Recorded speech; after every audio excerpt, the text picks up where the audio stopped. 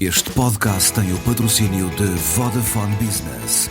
Saiba como a rede 5G pode tornar a sua empresa mais segura, eficiente e flexível. O futuro do seu negócio está em boas mãos. Vodafone Business. E vamos ao Antes pelo Contrário, com o Diogo Feio e com o Daniel Oliveira. Boa noite aos dois, mas antes de começarmos aqui a falar e a comentar o que vínhamos comentar, só para dizer que Trump acaba de anunciar numa entrevista à NBC que a operação militar do Irão está prestes a chegar ao fim. Enfim, é mais uma declaração a juntar a outras contraditórias que temos ouvido ao longo das últimas horas, dias. Enfim, tem sido uma narrativa, ou antes, tem sido várias narrativas paralelas quase todos os dias. Portanto, temos agora Donald Trump a dizer numa entrevista à NBC que a operação militar está prestes a chegar ao fim. É certo que hoje também tínhamos indicação pelo Wall Street Journal que Trump terá dito que estaria em vias de sair deste conflito, mesmo não tendo resolvido o problema do Estreito de Hormuz. Também já ameaçou, enfim, a Europa que o melhor é mesmo a Europa e os aliados que o melhor é mesmo lá irem buscar o petróleo se assim se precisarem dele, se tiverem coragem para o fazer. Enfim, já houve aqui várias declarações ao longo do dia que davam a entender, Daniel, davam a entender que Trump poderia estar de facto para sair, mas quer dizer, entre o que ele diz e o que ele faz, vai uma grande distância. O jornalismo já não funciona com últimas horas com Trump, tem que ser com o último minuto, porque quando nós acabarmos de falar já pode ser tudo diferente outra vez. Agora, há uma coisa que é coerente e evidente, é que Trump está desesperado para sair desta toleira em que se meteu. Se acabar agora a guerra, não cumpriu nenhum dos objetivos. Nós hoje ouvimos o secretário da Guerra falar como se o regime tivesse mudado. Portanto, Trump já tinha dito isso há 2 dias, que o regime tinha mudado. Portanto, nós estamos mesmo com uma administração que vive uma realidade paralela. Cria a sua própria realidade e, portanto, o último objetivo que Trump poderia querer era uma coisa tipo Venezuela, sem mudar o regime, sem mudar nada, que era conseguir o petróleo iraniano, o controle sobre o petróleo iraniano. O problema é que o Irão não é Venezuela e já se percebeu, aliás, que o regime, pelo contrário, endureceu. Foi a resposta que o regime deu a este ataque. Portanto, eu não apostaria os meus rendimentos, nem um bocadinho deles nesta frase, mas ela bate certo é com uma coisa, que Donald Trump não sabe como sair desta guerra, quer sair e, se for preciso, inventa uma vitória que mais ninguém vê e segue em frente, porque é a forma como ele tenta resolver os problemas, entretanto, deixando um rastro brutal do ponto de vista económico para o mundo inteiro. Diogo, porque a guerra, se acabar agora, se acabar, ver se é verdade ou não, deixa o mundo muito pior do que estava. Temos o Estreito de Hormuz fechado, de facto. E temos uma crise energética. E não quer dizer que Israel saia. Ou seja, ele pode sair e Israel continuar. Não é? Vamos ver. Eu gostava que a notícia fosse verdadeira, não é? Nós também. Aliás, gostaria que nada disto tivesse acontecido. Mas eu estava aqui com uma dúvida antes de começar a responder, que era se ia responder de uma forma muito rápida ou mais lenta, porque se sendo mais lento, corro o risco de aparecer um outro tweet qualquer ou uma outra afirmação do Presidente Trump é melhor ser rápido, em que diga o contrário daquilo que está a afirmar agora em relação ao fim da intervenção. É um novo mundo. Trump funciona em relação aos Estados Unidos com a afirmação de uma potência, não de um aliado, e de uma incerteza muito grande. E, portanto, eu diria que esta declaração só vem confirmar que estamos precisamente nesse mundo. O Daniel falava sobre os objetivos. Eu tenho muita dificuldade em conseguir chegar lá aos objetivos, porque Israel dizia uma coisa, os Estados Unidos diziam outra. Mas é que Israel tem objetivos e provavelmente vai cumprir parte deles. Claro. Provavelmente vai cumprir parte deles. E até de natureza histórica e de relação com o Irão. Da parte de Trump, a coisa foi sempre muito volátil e eu acho que vai continuar a ser. E terminando esta intervenção, não quer dizer que para o futuro não venhamos a ter outras surpresas e que não estão a ser assim muito positivas. Deixem-me só fechar este dossiê da guerra, passa a expressão. Daniel, a Itália hoje não, soube-se que a Itália também negou aos norte-americanos a possibilidade de usar a base da Sicília. Até Meloni. Pois, quando Pedro Sánchez e Meloni se juntam, talvez o governo português deva tentar que não aconteça o mesmo que aconteceu com a intervenção na Venezuela e ser o último a ficar do lado errado. Porque o que está a acontecer é que Portugal está a aceitar que, aos olhos de toda a gente, não seja cumprida a autorização condicional da base das lajes, os reapers, os ceifadores, que é como se traduz, como o nome indica, ou são para ajudar na agricultura, ou muito provavelmente não são defensivos. E, portanto... Também são, explicou-me aqui o Coronel. Está bem, são várias coisas. São várias coisas. E, portanto, eu, aliás, gostava, é uma oportunidade, mesmo que em privado, não tem que ser em público, para António José Seguro, que partilha, no que toca a negócios estrangeiros e defesa, algumas funções com o Governo, cumpre o papel que, de outra forma, evidentemente, cumpriu Jorge Sampaio na guerra do Iraque. Foi graças a Jorge Sampaio que Portugal não participou diretamente na guerra, foi só vergonhosamente anfitrião, do meu ponto de vista, e que tenha uma influência, porque isto envolve Portugal numa guerra, e o meu problema não é ficarmos no radar do terrorismo, é um problema, mas se a guerra fosse justa, corre-se riscos, evidentemente, ilegal. Agora, neste absurdo completo, como acabámos de ver, Portugal não esteja envolvido nisto. Se Itália pode, se Espanha pode, Portugal também pode. Diogo, quer responder? Quero. Portugal Já é a terceira vez que falo sobre o tema, portanto não tem problema. Mas agora eu puxei pela cabeça hoje à tarde para dizer umas coisas um bocadinho diferentes. Sim, vamos cá ver. Eu gostava muito do mundo antes de Trump, com todos os problemas que tinha. Tínhamos a certeza sobre algumas regras que funcionavam, sobre uma lógica de aliados e daqueles que não eram aliados. Hoje as coisas não são assim. Mas Trump é o presidente dos Estados Unidos. E eu não gostaria de ver Portugal, que tem uma circunstância atlântica e que não tem uma circunstância mediterrânea, como tem, quer a Itália, a Espanha também quer está bem, mas tem ali uma vertente mediterrânea muito mais marcada. Eu não gostaria que as companhias fossem essas. Eu prefiro muito mais a companhia de Macron ou de Merz em relação a estas e outras questões do que propriamente Sánchez e Meloni. Quer dizer, não me verão... A política internacional sustentada, irrepreensível. Não me verão... Ei, que bom, estou ao lado de Sánchez ou estou ao lado de Meloni. Quer dizer, porque Sánchez tem desde logo grandes intuitos de natureza interna. As sondagens não estão brilhantes na Andaluzia. Os seus parceiros... Também, não é? Os seus parceiros puxam-no para aquela tomada de posição. Também já apresentou um pacote económico completamente alucinado. Em Itália, a política também está extraordinariamente polarizada e, curiosamente, eu acho que quer uma, quer outra das tomadas de posição tem a ver precisamente com essa polarização da política interna, o que não deixa de ser curioso. Porque os Estados que não têm a vida política tão polarizada não estão a ser tão vocais na sua posição. E mais tarde ou mais cedo, é óbvio que o Ministro dos Negócios Estrangeiros, que é uma pessoa avisada nestes temas, irá falar. Não tem que se ir a correr. Eu peço desculpa pelos momentos e pelas perguntas que a comunicação social vai fazendo aos tempos da diplomacia, aos tempos Entretanto, os aviões vão usando as lajes, não é? O quê? Entretanto, os aviões vão usando as lajes. Não. Ponto. Vamos cá ver. Portanto, nós vamos nos envolver nesta guerra. Aviões não são propriamente aviões, nem estamos envolvidos na guerra. Já agora, não é uma correção, uma precisão. Quando foi da questão do Iraque, houve, de facto, uma divergência clara entre a posição do Governo e a posição do Presidente da República. O Presidente da República que é o Comandante Supremo das Forças Armadas. E o acordo que foi possível foi o seguinte: Jorge Sampaio não queria intervenção e a intervenção foi feita por via da GNR, que não foi uma intervenção militar, não foi uma intervenção militar. A forma que foi encontrada foi esta e deixou-se lá fazer o encontro das lajes. E, portanto, foi o acordo entre os dois órgãos de soberania. Está bem, mas quer dizer...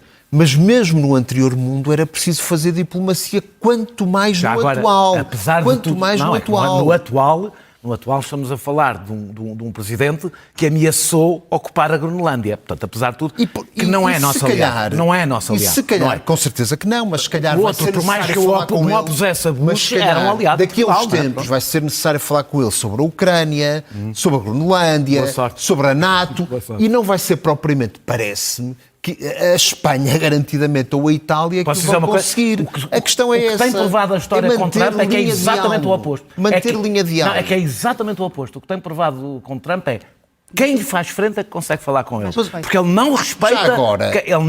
Já agora, notícias de hoje, Espanha, dirigentes do Podemos a perguntarem, mas então tanta coisa pública e continuamos a ver passar e a saber que passam aviões pelo nosso espaço aéreo. Portanto, quer dizer, tem que se ter alguma prudência no tratamento destas questões. Bem, vamos avançar para questões nacionais. Hoje vimos há pouco aqui no jornal, nesta edição, que o Chega vai avançar com uma proposta de revisão constitucional. A Ventura diz que o objetivo é tornar a lei fundamental adequada aos novos tempos. Daniel, tivemos uma entrevista de Jorge Miranda, que é um dos autores da Constituição, a dizer que revisões constitucionais e também a indicação dos juízes para o TSE, para o Tribunal Constitucional, deve ser feita apenas pelos partidos fundadores da democracia, ou seja, pelo PS e pelo PSD. Ou seja, eu acho que, como eu interpretei, é que ele acha que devem depender desses partidos. Não quer dizer que os outros não participem, evidentemente, como aliás participaram em vários deles. Eu já aqui defendi que a razão porque havia um acordo entre o PS e o PSD, que depois incluía o CDS, para grande parte das vezes, quando houve a geringonça também incluiu já o Bloco de Esquerda, pelo menos para a nomeação. E o PCP? Mas incluía, ou seja, não era uma terceira parte, ou seja, era, no caso quer do CDS, quer do Bloco de Esquerda, era na cota do Partido Socialista, por assim dizer. Agora, a representação do Tribunal Constitucional, já aqui disse, não é proporcional, nunca pretendeu ser, senão a votação era feita proporcionalmente, não era feita como é. A razão porque havia um acordo entre o PS e o PSD não era por serem os dois principais partidos os mais votados, é porque são os dois partidos que aprovaram a Constituição da República e que fizeram as revisões, são os únicos dois que coincidem, que aprovaram a Constituição e são responsáveis pelas suas diversas... e, portanto, tinha a ver com a ideia de que isto permitia dar estabilidade ao espírito de quem aplica a própria Constituição e que tem que ser quem se revê no essencial da Constituição, o que evidentemente não inclui o Chega, que não se revê. Sobre a revisão constitucional, se me permites. Sim. Há um estudo bastante interessante, do IPPS. Espécie de sondagem, não é? Diz que é uma sondagem, sim, mas é bastante já mais aprofundada, por causa dos 50 anos da Constituição portuguesa, e é muito engraçado o Chega a falar dos novos tempos. Mais de 50% dos portugueses concorda que deve haver uma revisão constitucional. Aqueles assuntos em que acham que deve haver revisão constitucional são expectáveis, do meu ponto de vista, infelizmente. Redução do número de deputados, o enriquecimento ilícito, depende de como é que for feito, mas para rever a Constituição provavelmente não será bom, e até penso que também a prisão perpétua. Esses são os assuntos, curiosamente, que os portugueses, os assuntos... Em que não querem que se mexa. Onde acham que os limites materiais devem manter-se, portanto, limites materiais quer dizer que não pode ser tocado, 89%, quase 90%, direitos, liberdades e garantias, ok, e logo em segundo lugar, 85% os direitos dos trabalhadores. Mais o despedimento de causa, permitir o despedimento sem justa causa, 90% de recusa, os limites, criar mais limites ao direito à greve, 75% de recusa, e mais privados nos serviços públicos, a Constituição abriu-se mais a isto, só 27% é um sinal para o Governo em relação à lei laboral. O que é que isto quer dizer, que é a parte mais interessante disto? É que isto são os assuntos que a direita mais quer rever a Constituição. É por estes, os assuntos sociais e económicos. A principal motivação do PSD, da IEL, do CDS, na medida em que exista, são nas questões económicas e sociais. E isto diz-nos uma coisa bastante interessante sobre este processo de revisão constitucional e outros assuntos. Os 2/3 de direita o país mudou do ponto de vista político-partidário. Não mudou assim tanto, até porque nunca muda assim tão depressa, nos valores gerais económicos e sociais. Porquê? Porque uma parte não negligenciável do eleitorado do Partido Socialista, pelo menos nestes assuntos, trabalho, papel do Estado, economia, têm valores de esquerda. Vieram, aliás, há muito pouco tempo, do voto do PS e do Partido Comunista. Aliás, é por isso que André Ventura está sempre tão aflito em relação à lei laboral, porque sabe que mais de metade do seu eleitorado não está no espaço tradicional da direita nestes temas. Vem da esquerda? Pronto, claro, mas eu estou a assumir isso. A questão é essa. Eu estou a assumir isso, e é por isso que tenho assumido que um dos papéis fundamentais da esquerda é recuperar o eleitorado que perdeu para o Chega. Agora, isto também quer dizer que não é por acaso que o acordo do PS e o PSD era importante para não só revisões constitucionais, mas para quem interpreta a Constituição, que é o Tribunal Constitucional. É porque essa é a maioria. Estas maiorias são maiorias circunstanciais. Os juízes não são eleitos por 4 anos. Isto é o que dá, independentemente de eu até não me rever no espaço do PS-PSD, não é essa a questão. É o que dá estabilidade para além das mudanças circunstanciais. Porquê? Porque o PS e o PSD, onde eu não estou nesse espaço, sintetizam o que são, na realidade, o grande consenso político neste tipo de assuntos. Não é o Chega, a não ser aqueles assuntos que eu falei no princípio. Diogo, em relação a estas declarações de Jorge Miranda, dizer que só o PS... E isto é a questão. De fundo, os partidos fundadores, PS e PSD, que deviam poder fazer revisões constitucionais e eleger, ou nomear, ou escolher os juízes. Em primeiro juízes. lugar, eu não tenho qualquer espécie de dúvida que a moderação e o compromisso vai continuar a existir, quer no Tribunal Constitucional, como também na própria Constituição. Mas é importante distinguir as duas, porque os dois são processos completamente diferentes. Uma coisa é a designação dos juízes do Tribunal Constitucional, onde há determinadas obrigações, 10 são eleitos, 3 são cooptados, isto é, eleitos pelos juízes que lá estão, depois há um número que têm que ser juízes de carreira, os outros podem não ser, e há uma indicação e uma eleição. Os partidos podem indicar candidatos, são ouvidos no Parlamento e depois têm que ser eleitos por 2/3 daqueles que votam. E já aconteceu os juízes ficarem pelo caminho, não serem designados por essa forma. Eu diria, o Chega direito a indicar tem sempre, quer dizer, está lá no Parlamento, temos um Parlamento neste momento como nunca existiu. O Tribunal Constitucional não é uma segunda Câmara parlamentar. Pois não é um mini-parlamento. Mas é óbvio que para os 2/3 é necessário chegar-se a determinados acordos de natureza política. O que seria, se o Chega, com a votação que tem, o que seria aí no discurso político por parte de André Ventura, isso era o grande presente que André Ventura queria, era se o impedissem, lá estão eles a fechar. E quer dizer, também é muito importante perceber quem são os designados, quem são as pessoas em concreto.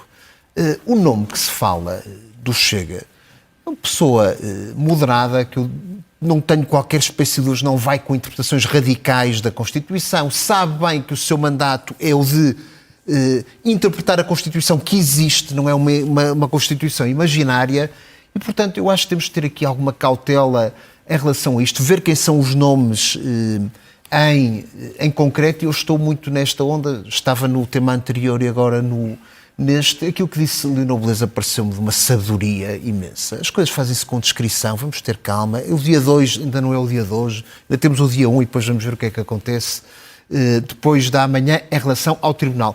Questão diferente é alterar a Constituição. Isso é uma coisa completamente diferente. E eu quero aqui afirmar que o país não tem uma questão constitucional. O país não necessita de uma ruptura constitucional. Esta é uma Constituição de compromisso e com a qual as pessoas genericamente vivem bem. Coisa que a sondagem também diz, que consideram que se aplica à sociedade hoje. Vivem bem. Quais são os dois grandes sistemas da Constituição? É a determinação em relação ao sistema de governo, não me parece que haja aí grandes questões, e depois o catálogo de direitos, liberdades e garantias e dos direitos fundamentais em geral.